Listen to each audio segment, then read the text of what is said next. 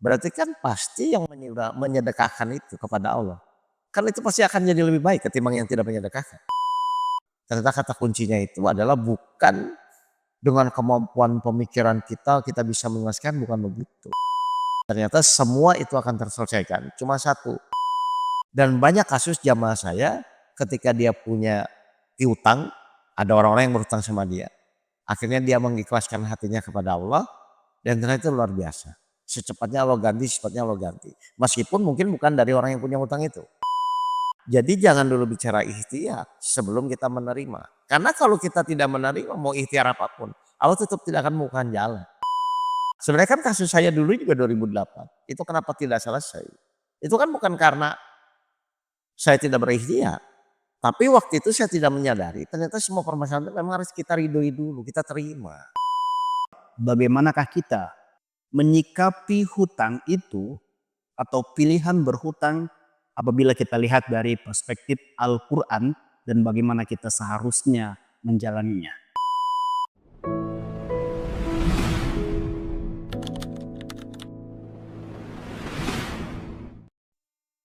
Bismillahirrahmanirrahim. Assalamualaikum warahmatullahi wabarakatuh. Halo, apa kabar sahabat kehidupan di mana saja berada? Kembali lagi kita di podcast kehidupan bersama Ustadz Oke Setiawan dan saya Anmas Nur Fahmi. Pada podcast kali ini kita akan membahas hal yang sangat-sangat sering terjadi pada orang-orang pada umumnya. Mungkin juga itu adalah kamu yang sedang mengalami, yaitu tentang hutang. Di mana kita kadang-kadang pada saat adanya kebutuhan, kita dihadapkan kepada pilihan apakah aku harus berhutang atau apa yang harus aku lakukan. Langsung saja kita akan langsung tanyakan kepada Ustadz Oke Setiawan, bagaimanakah kita menyikapi hutang itu atau pilihan berhutang apabila kita lihat dari perspektif Al-Quran dan bagaimana kita seharusnya menjalaninya. Baik, Assalamualaikum Ustadz Oke. Waalaikumsalam warahmatullahi wabarakatuh. Ya Ustadz, jadi kan sekarang banyak sekali fenomena pinjaman online lah, berhutang ke bank, berhutang ke pribadi atau banyak macam-macam yang lainnya. Sebenarnya yang Allah inginkan berhutang itu boleh atau tidak, atau bagaimana sebenarnya langkah-langkah berhutang yang sesuai dengan apa yang Allah ajarkan dalam Al-Quran. Baik, sebenarnya kan aturan berhutang dari zaman dahulu pun kan sudah ada ya Ustaz. Artinya tuh memang Al-Quran mengatur itu. Bahkan kalau kita buka di surat Al-Baqarah 280. Surat Al-Baqarah 280. Karena memang kan aturan hutang itu sebenarnya ada dalam Al-Quran. Dan jika orang berhutang itu dalam kesulitan, maka berilah tenggang waktu sampai dia memperoleh kelapangan. Dan jika kamu menyedekahkan, itu lebih baik bagimu jika kamu mengetahui. Kan sebenarnya memang dalam Al-Quran pun dijelaskan. Jika orang berhutang itu mengalami kesulitan, maka aturan yang pertama Allah menyarankan, memerintahkan, berikanlah kelapangan. Sampai dia nanti punya uang baru dia bayar. Berarti kan memang di Islam itu luar biasa diaturnya. Tapi yang kedua yang lebih luar biasa lagi, tapi kalau kamu ingin menyedekahkan, maka itu akan lebih baik. Betul nggak? Berarti artinya kan kondisi dalam perjalanan hidup manusia ketika mengalami kasus hutang, ternyata Allah sudah sampaikan itu. Coba logikanya deh. Dan jika kamu menyedekahkan, berarti logikanya rugi atau untung? Enggak, secara umum. Secara umum rugi. Coba lihat ayat, dibaca lagi. Dan jika kamu menyedekahkan, itu lebih baik bagimu. Siapa ini yang ngomong? Yang berfirman? Allah. Berarti kan pasti yang menyedekahkan itu kepada Allah. Kan itu pasti akan jadi lebih baik ketimbang yang tidak menyedekahkan. Sebenarnya begitu kan. Cuman kan banyak saya melihat fenomena masyarakat sekarang yang memang tidak percaya dengan aturan itu kan. Jadi yang pertama yang harus kita sadari, boleh Bapak Ibu mempunyai suatu permasalahan apapun, misalnya salah satunya hutang. Tapi ketika kita mau menyelesaikan itu, aturannya harus sesuai Al-Quran. Dan mohon maaf, kebanyakan orang kan ketika punya masalah itu berpikirnya bagaimana melunasi, bukan bagaimana mengikuti SOP di dalam Al-Quran. Padahal harusnya ketika kita ngikuti Allah tadi kasih tenggang udah. Terus ternyata belum kebayar-bayar memang dia kesulitan. Terus Bapak Ibu menyedekahkan, tapi karena Allah ya, menyedekahkan ikhlas karena Allah, insya Allah Allah pasti ganti. Dan itu yang terjadi, tapi waktu itu saya yang punya hutang ya. Di tahun 2008 ketika waktu itu saya punya hutang. Karena saya waktu itu nggak ngerti. Ternyata kata kuncinya itu adalah bukan dengan kemampuan pemikiran kita bisa menjelaskan, bukan begitu. Ternyata semua itu akan terselesaikan. Cuma satu, mengikuti Al-Quran dengan benar. Makanya coba dibuka di surat 6, 155. Surat 6, 155. Ini bahkan Allah tegas sekali ketika menyampaikan. Surat 6 Al-An'am 155. 55. Dan ini adalah kitab Al-Quran yang kami turunkan dengan penuh berkah. Ikutilah dan bertakwalah agar kamu mendapat rahmat. Di sini ada ketegasan Allah di apa di sini, Ustaz? Ikutilah. Ikutilah. Jadi siapapun orangnya itu akan menjadi bermanfaat di dalam ikhtiar ketika kita murni mengikuti Al-Quran. Tapi tidak akan bermanfaat ketika kita tidak mengikuti Al-Quran. Sekarang hubungannya dengan surat Al-Baqarah 280. Kan jelas. Kalau mereka dalam kesempitan, kita kasih waktu hingga dia lapang. Tapi kalau kamu menyedekahkan dengan niat semua ikhtiar itu karena Allah, maka itu lebih baik bagimu. Dan banyak kasus jamaah saya ketika dia punya piutang, ada orang-orang yang berhutang sama dia. Akhirnya dia mengikhlaskan hatinya kepada Allah dan ternyata itu luar biasa. Secepatnya Allah ganti, secepatnya Allah ganti. Meskipun mungkin bukan dari orang yang punya hutang itu. Tapi Allah ganti dari sejumlah nilai yang sama dari kejadian-kejadian atau dari jalan manapun yang Allah inginkan. Ya, Ustaz, bisa juga gini nggak? Tadi kan disampaikan bahwa orang yang dihutangi sebaiknya menyedekahkan. Maksudnya begini. Bagi yang mengetahui ya. Bagi yang mengetahui. Karena ini pasti kontroversi nanti. Iya. Kan saya ingin lebih spesifik kepada yang berhutangnya gitu. Oke. Maksud saya begini. Apakah juga langkah menyedekahkan itu juga bisa dilakukan oleh orang yang berhutang? Misalkan saya ini punya hutang dengan seseorang. Oke. Tapi saya juga ada orang yang berhutang kepada saya. Apakah misalkan ketika saya menyedekahkan hutang-hutang orang yang berhutang kepada saya juga akan dibantu yang kemudian hutang saya kepada orang lain pun akan dimudahkan oleh Allah. Bisa seperti itu Pak? Sekarang kita balik kasusnya adalah kepada orang yang berhutang. Anggaplah saya berhutang. Ya. Saya sudah berikhtiar, ternyata kenyataannya Allah belum izinkan untuk hutang saya lunas. Ini kan yang terjadi sekarang kan. Nah sekarang coba kita renungkan. Di dalam Al-Quran itu kan yang pertama Allah lihat.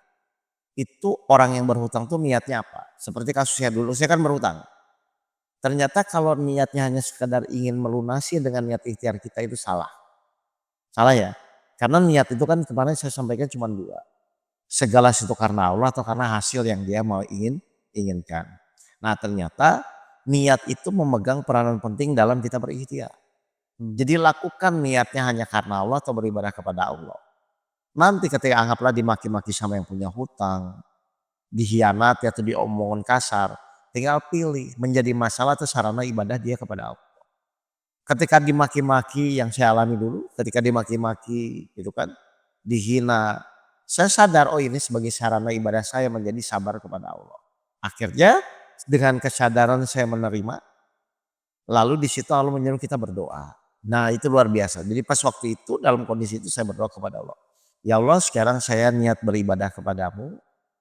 Orang maki-maki itu pun menjadi suatu sarana saya menjadi sabar. Lalu saya berdoa kepada Allah. Ya Allah tolong lunaskan hutang saya.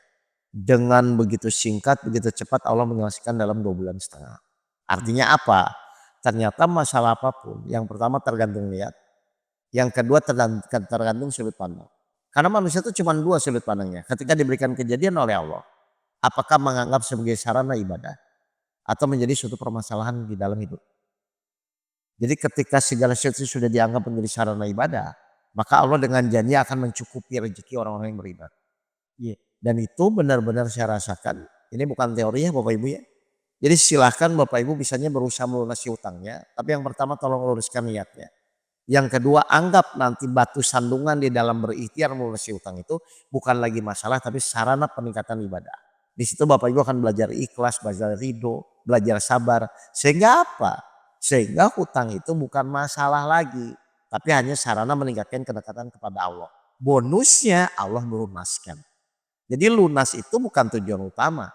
Lunas itu adalah bonus setelah kita menyadari bahwa ini adalah sarana beribadah. Nah itu yang harus disadari dulu. Iya. Terus gini Ustaz, kan memang ya kalau kita kembali kepada Al-Quran bahwa kita harus memperbaiki niat kita. Betul. Bahwa ikhtiar yang kita lakukan bukan dalam rangka melunasi hutang, Betul. karena itu kan sifatnya hasil. Betul. Tapi kita karena Allah berarti kita harus menjadikan itu sebagai sarana ibadah. Betul. Nah dalam proses menjalani ikhtiar itu kan setan seringkali datang membisikkan lagi. Tapi kalau niatnya ikhlas, kan kalau segala sesuatu diniatkan karena Allah, setan sendiri yang berkata kan, Iya. aku akan menyesatkan mereka semua kecuali hamba-hambamu yang mukhlisin atau yang ikhlas. Iya. Berarti setan sendiri, iblis sendiri pun tidak akan bisa mampu menggoda kita. Makanya niat awal itu penting. Yang kedua merubah mindset ini tuh sebagai sarana ibadah atau sebagai masalah. Iya.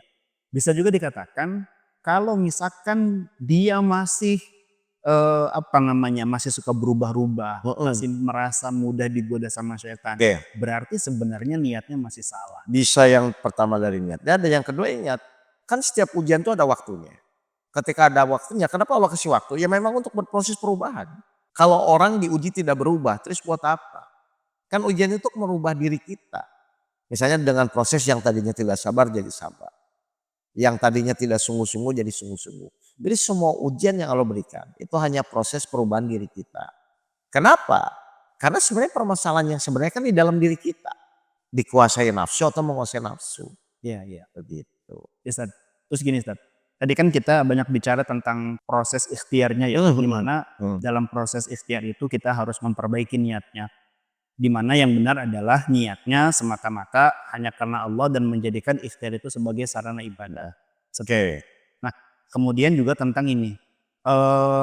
Biasanya orang itu ketika sebelum bermulai proses ikhtiar ada hal yang harus diperbaiki terlebih dahulu. Ya. Misalkan tentang menerima bahwa dia ini berhutang. Ya. Menerima bahwa dia ini harus menyelesaikan urusan-urusan hutang tersebut. Oke. Nah pertanyaannya seberapa besar porsi menerima Oke. dibandingkan dengan ikhtiar? Saya tanya ya, sebelum kita bicara menerima itu sulit atau mudah. Sebenarnya ada pilihan nggak ketika kejadian itu menimpa kita? Tidak ada. Nah, orang itu harus sadari dulu. Menyadari betul bahwa apapun yang terjadi menimpa diri kita. Kewajiban kita itu bukan mengatasi masalah. Kewajiban itu hanya menerima masalah. Nah mohon maaf ya Ustaz Anas. Jujur aja orang-orang selama ini fokusnya menerima atau mengatasi. Makasih.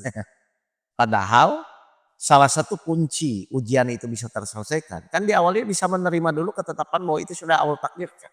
Iya. Nah jadi jangan dulu bicara ikhtiar sebelum kita menerima. Karena kalau kita tidak menerima mau ikhtiar apapun, Allah tetap tidak akan membukakan jalan. Karena menerima itu adalah wujud ketaatan kepada Allah bahwa ya sudah saya ridho dengan kondisi itu. Nah sebenarnya kan kasus saya dulu juga 2008. Itu kenapa tidak selesai? Itu kan bukan karena saya tidak berikhtiar. Tapi waktu itu saya tidak menyadari ternyata semua permasalahan itu memang harus kita ridhoi dulu, kita terima. Itu ya.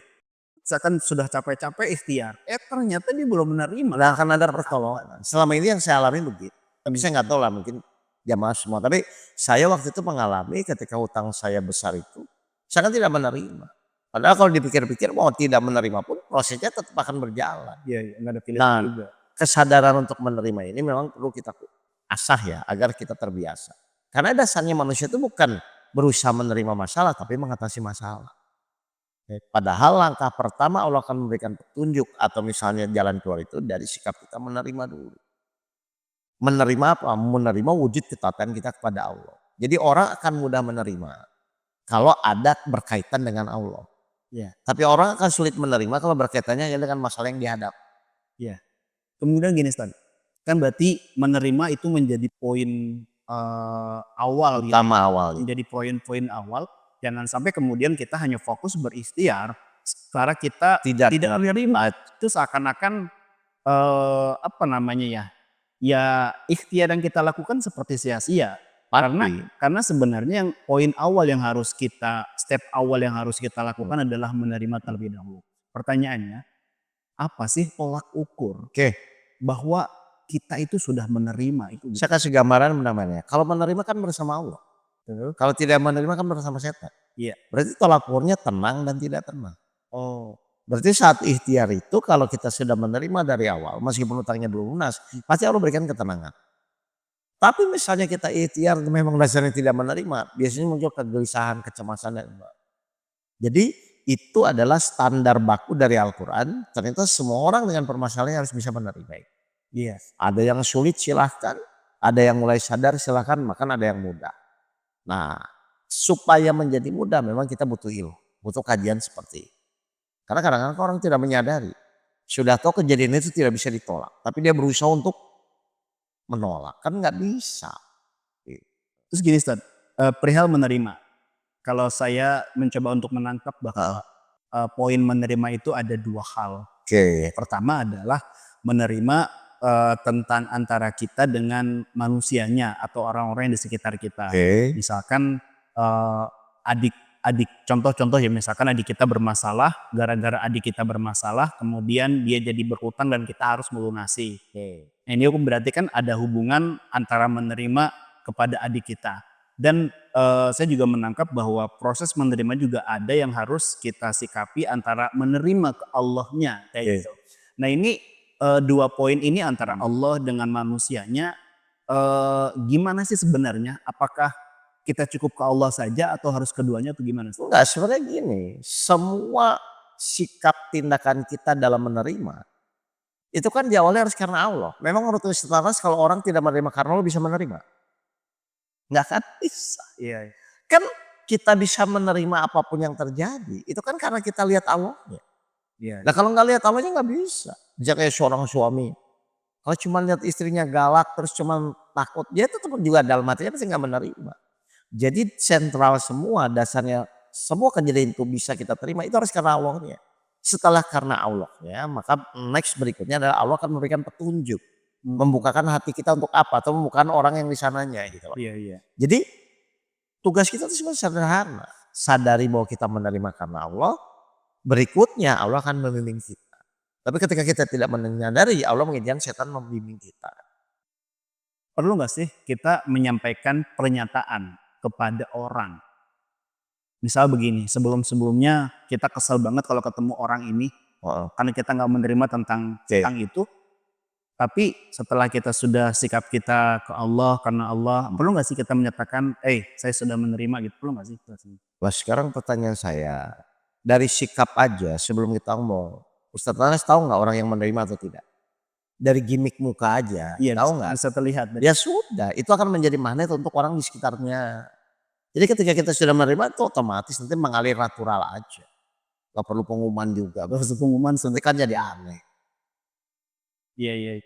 Jadi dalam Islam itu luar biasa lah. Oke, terakhir Ustaz. Misalkan ada kasus seperti ini, ada seorang ibu yang dihadapkan dia harus menyelesaikan pembayaran sekolah anak. Oke. Dia diberikan dua pilihan antara dia berhutang kepada orang, dia udah pinjam sana sini, personal dia tidak dapat. Ada pilihan yang lain adalah dia berhutang kepada bank, akan dimudah dia untuk dapat. Sebenarnya yang baik itu gimana Ustaz? Sebenarnya yang baik sampai nanti Allah memutuskan aja. Kalau saya pribadi, kita udah tahu lah kondisinya misalnya bank anggaplah tanda kutip disukai Allah atau tidak. Atau misalnya ada tetangga atau saudara disukai Allah tidak. Karena hati kita bisa jawab. Misalnya daripada hutang ke bank lebih baik kan ke orang sekitar. Anggaplah dua-duanya udah nggak dapat. Atau misalnya memang kita belum coba untuk berikhtiar ke sana. Tapi saran saya coba maksimalkan dulu proses bertawakal kepada Allah. Nanti kita lihat apa yang terjadi. Bertawakal kepada Allah. Bertawakal itu misalnya boleh pinjam. Tapi bukan masalah dia harus bayar atau tidak. Harus kasih atau tidak. Tapi memang lihat kita hanya berikhtiar kepada Allah dalam bertawakal. Kalau nanti Allah misalnya mengizinkan dia dapat pinjaman berarti nanti dimudahkan. Iya, artinya di sini bukan tentang berhutang kepada siapanya, tetapi bertawakal kepada Allah. Tapi kan aturan syariatnya ada bahwa ke bank itu anggaplah riba, Ah. begitu kan itu juga jelas. Iya. Jadi intinya gini lah, kalau kita benar-benar menjalankan sesuatu itu karena Allah, nggak ada yang rugi kok, apapun yang terjadi. Tapi meskipun kelihatan dapat uang tapi bukan karena Allah, itu akan menjadi rugi. Bumerang buat diri kita juga. Iya. Anggaplah kita dapat pinjaman dari bank. Tapi kan berarti kan tidak sesuai dengan apa yang Allah inginkan. Kan itu malah jadi rugi. Iya. Ya coba aja lah, maksudnya nekat berhijrah kepada Allah, insya Allah akan ada jalan keluar. Oke. Berarti dalam hal mencari hutangan, kita fokusnya Yang Allah inginkan saja. ya yang Allah inginkan, Dengan bertawakal kepadanya. yang Allah inginkan dan dalam bertawakal kepada Allah. Tuh. Karena orang biasanya khawatir bingung kan karena hasil. Iya. Padahal kan ketika anak juga nggak dibayar kuliahnya atau uang sekolahnya kan bukan akhir segalanya juga. Iya. Nanti mungkin ada lagi, tenang aja lah. Jadi kesimpulannya apa? Satu, Bahwa kita harus menerima. untuk menyelesaikan masalah utang yang pertama harus menerima. Dasarnya menerima karena Karena Allah. harus karena Allah. Lalu yang kedua, ikhtiar. Dalam rangka apa? Sarana ibadah atau menjadi melunaskan utang? Sarana ibadah. Di situ ada pelatihan sabar, ada pelatihan ikhlas atau bersyukur. Kalau kita bisa begitu, maka nanti secara otomatis bonusnya hutangnya lunas. Jadi hutang lunas itu bukan tujuan utama, tapi sikap kita di dalam praktek dalam proses ujian itu. Menganggap sebagai sarana ibadah atau sebagai permasalahan. Oke, baik. Paham ya? Ya. Oke, Baik, alhamdulillah sahabat kehidupan di mana saja berada, baru saja kita membahas mengkaji tentang hutang. Bahwa Al-Quran menjelaskan begitu detail sekali. Tadi dijelaskan di ayat surat Al-Baqarah ayat 180 bahwa kalau kita yang dihutangi, maka langkah yang baik adalah kita menyedekahkan. Dan janji Allah pasti tepat. Bahwa Allah akan memberikan yang terbaik ketika kita menyedekahkan itu. Kemudian tentang pilihan berhutang tadi juga sudah dijelaskan. Antara misalkan kita ada dua pilihan antara ke personal atau ke bank. Ya kita pilih mana yang lebih yang Allah sukai. Gitu. Kemudian yang menjadi poin pentingnya adalah dalam ketawakalan kita dalam ikhtiar. Kemudian hal poin yang sangat utama juga yang seringkali ini kita lupakan adalah di bagian menerima. Seringkali kita sudah bekerja keras untuk ikhtiar sementara kita belum menerima. Nah ini yang salah. Untuk itu yuk mari kita perbaiki mindset kita dalam ikhtiar kehidupan ini khususnya dalam hal berhutang agar terus sesuai dengan Al-Quran Al-Karim. Semoga bermanfaat. Sampai bertemu di podcast berikutnya. Terima kasih. Assalamualaikum warahmatullahi wabarakatuh.